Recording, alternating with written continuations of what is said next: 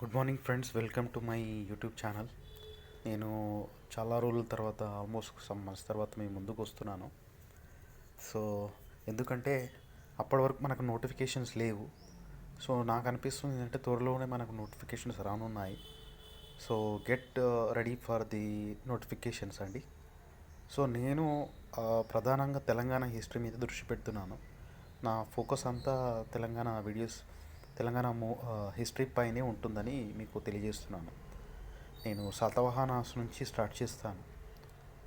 So all the best for every one. So start చేయండి. ఎవరైతే చేయని వాళ్ళు ఉన్నారో దయచేసి నిరాశ నిస్పృహల్ని ఏవైతే మీకు వచ్చాయో అవి దూరం పెట్టండి. మీరు అనుకున్నది నిజమే, కాంగ్రెస్ ప్రభుత్వం ఏదైతే హామీలు ఇచ్చిందో అది నెరవేర్చలేదు, అది నిజమే.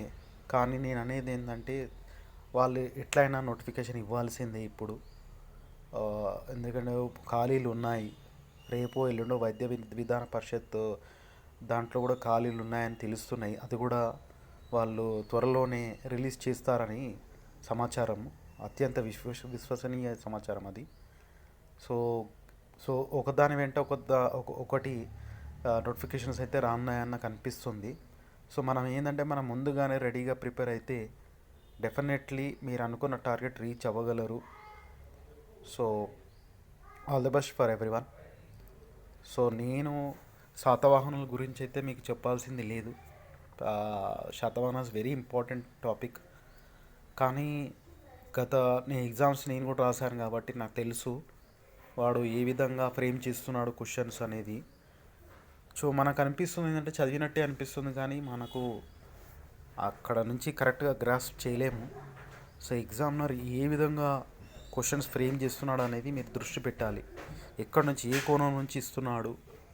సో కంప్లీట్గా ప్యాటర్న్ అయితే చేంజ్ అయిపోయింది.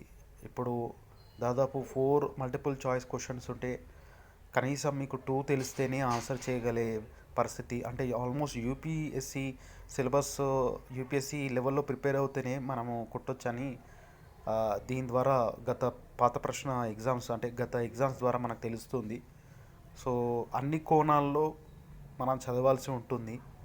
గతంలో మీకు తెలుసు ఒక క్వశ్చన్ శాతవాహనాస్ గురించి ఎలా ఇచ్చాడు అంటే కుటుంబ వ్యవస్థ, గ్రామీణ అంటే ఆనాటి కాలంలో వ్యవస్థ ఎలా ఉండేది,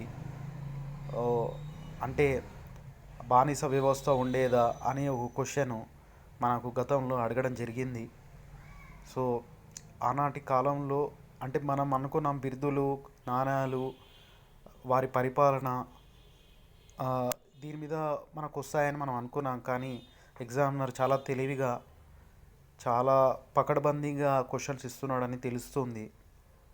సో సో మనం విశ్లేషణాత్మకంగా మనం చదివితేనే అది మనకు అర్థమవుతుంది. అన్ని కోణాల్లో మన ఎగ్జామినర్ ఏ క్వశ్చన్ ఎక్కడి నుంచి ఇస్తాడో అనేది మనకు తెలిస్తేనే అది ప్రాక్టీస్ ద్వారానే మనకు వస్తుంది.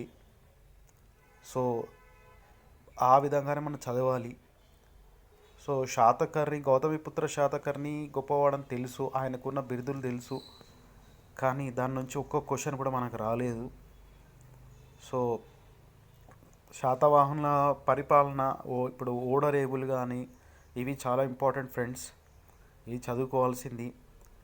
ప్రధాన వర్తక కేంద్రాలు, ఆనాటి వ్యవస్థలో ఉన్న అంటే ఆచారాలు ఏంటి, వాళ్ళు అంటే మనకు దొరికిన నాణాలు ఎక్కడ దొరికాయి, ఎక్కడెక్కడ ప్రధాన నాణాలు దొరికాయి. వాళ్ళు చాలాసార్లు అడిగిన ప్రశ్న ఇది.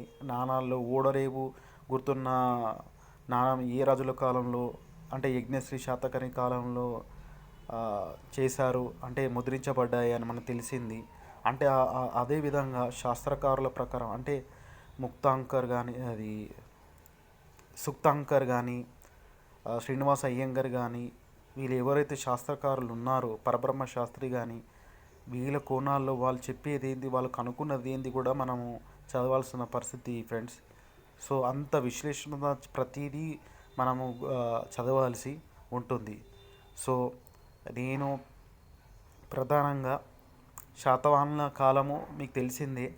క్రీస్తు పూర్వం అంటే 2వ శతాబ్దం నుంచి 3వ శతాబ్దం వరకు పరిపాలించారు. దాదాపు 250 సంవత్సరాలు పాలించారని మనకు తెలుస్తుంది. శాత శాతవాహనులు. అసలు శాతవాహనులు అంటే ఏంటి, శాతవాహనులను ఎందుకు పేరు వచ్చిందనేది కూడా మనం గుర్తుంచుకోవాలి. శాతవాహనులు అంటే అంటే అనేక వాహనాలు కలిగిన వాడు అని అర్థమని కొందరు చరిత్రకారుల అభిప్రాయము. సో అట్లా మనం చదువుకోవాలి. శాతవాహనులు అంటే ఫస్ట్ ఆ కోణంలో చదవండి. శాతవాహనులు ఎందుకు ఆ పేరు వచ్చింది, వాళ్ళ రాజచిహ్నం ఏంటి, వాళ్ళ సైన్యం వ్యవస్థ ఎలా ఉండేది, మనం చదువుకున్నట్టు గుర్రము ఆ, కేంద్రాలు ఉండేవి, వాటి పేర్లు ఏంటి. సో ఇలా మనం చదువుకోవాలి. ఓకేనా.